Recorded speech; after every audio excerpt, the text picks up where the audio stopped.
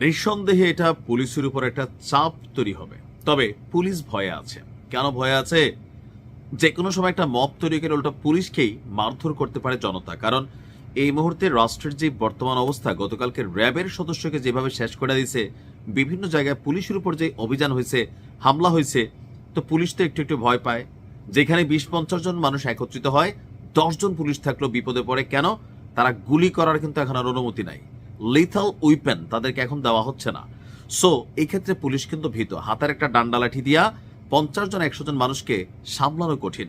তবে আবু সাইদ, যেই আবু সাইদকে কেন্দ্র করে সরকার পড়ে গেল, সেই আবু সাইদের মামলার আসামি যখন পালায় যায় হ্যান্ডকাফ হাতে নিয়ে, আবার অপরদিকে পুলিশের উপরেই কিন্তু আঙ্গুলটা ওঠে। ঘটনার প্রেক্ষাপট হচ্ছে রংপুরের পীরগাছা থানা পুলিশের হেফাজত থেকে, জেল হাজত না হেফাজত, পুরো বুঝছেন, জেল হাজত একটা, হেফাজত একটা, সেখান থেকে শহীদ আবু সাইদ হত্যা মামলায় অভিযুক্ত এবং পলাতক আসামি রংপুর জেলা যুবলীগের সাংগঠনিক সম্পাদক নাহিদ হাসান লিটনের নাটকীয় পলায়নে পুরো বাংলাদেশ জুড়ে বিক্ষোভ এবং তামাশা সৃষ্টি হয়েছে। পীরগাছা থানা পুলিশের একটি বিশেষ অভিযানে বৈষম্য বিরোধী আন্দোলনে এখানে হত্যা মামলার পলাতক আসামি নাহিদ হাসান লিটন, তার বাড়ি থেকে তাকে আটক করে পুলিশ। পীরগাছা উপজেলা আওয়ামী লীগের সহসভাপতি সাবেক আব্দুল হান্নানের ছেলে হচ্ছে এই নাহিদ বা লিটন। তো তাদের একটা জনমত আছে, লোকালি একটা জনপ্রিয়তা আছে। তো তাকে যখন গ্রেপ্তার করছে, সেখানে এক নাটকীয় পরিবেশের সৃষ্টি হয়ে গিয়েছিল। প্রত্যক্ষদর্শীদের দাবি, লিটনকে আটকের পরপরই হাতে হ্যান্ডকাফ পরিয়ে ফেলে পুলিশ। এ সময় তার পরিবারের সদস্য সহ বাড়ির এবং আশেপাশের বেশ কিছু নারী পুলিশের সাথে বাকবিতণ্ডায় জড়িয়ে পড়েন। এক পর্যায়ে 10 থেকে 15 জন নারী একত্রিত হয়ে পুলিশের সাথেই ধস্তাধস্তিতে লিপ্ত হয়ে উঠলে পরিস্থিতি উত্তপ্ত হয়ে ওঠে। এখন নারীদেরকে তো আর চাইলে একটা ঘুষি মারা যায় না, অথবা ধরেন গায়ে হাত দেওয়া যায় না, পুলিশ পড়বে উল্টা বিপদে, মাইর খাবে। তো 10-15 জন নারী যখন একটা 2-4 জন পুলিশকে ধরে, স্বাভাবিকভাবে পুলিশ তো এখানে মাইনকের জিপে পড়ে গেছে। এই ফাঁক দিয়া, মানে এই যে ধস্তাধস্তি পুলিশ নারীর মধ্যে, এই সুযোগ নিয়ে বাড়ির পেছন দিক দিয়ে হ্যান্ডকাপ পরিহিত অবস্থায় পালিয়ে যায় নাহিদ হাসান লিটন।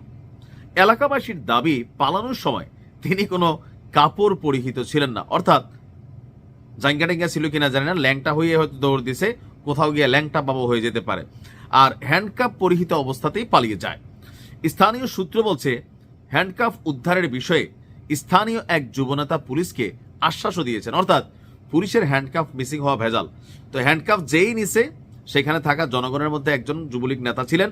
তিনি বলছেন যে, যুবলীগ না, যুব দল হইতে পারে, যুবনেতা, তিনি আশ্বাস দিয়েছেন যে হ্যান্ডকাফটা ব্যবস্থা করে দেওয়া হবে। নাম প্রকাশে অনিচ্ছুক এক স্থানীয় জনগণের মধ্যে একজন বলছেন, মাগরিবের নামাজের পর গুটি কয়েক পুলিশ, এখানে হয়তো 5-10 জন, আমার মনে হয় যে এতজন না, 4-5 জন থাকতে পারে, তারা লিটনের বাড়িতে আসেন। কিছুক্ষণ পর সেখানে কোলাহল শোনা গেলে আমরা গিয়ে দেখি পুলিশ লিটনকে ধরে রেখেছে এবং তার হাতে হ্যান্ডকাফ।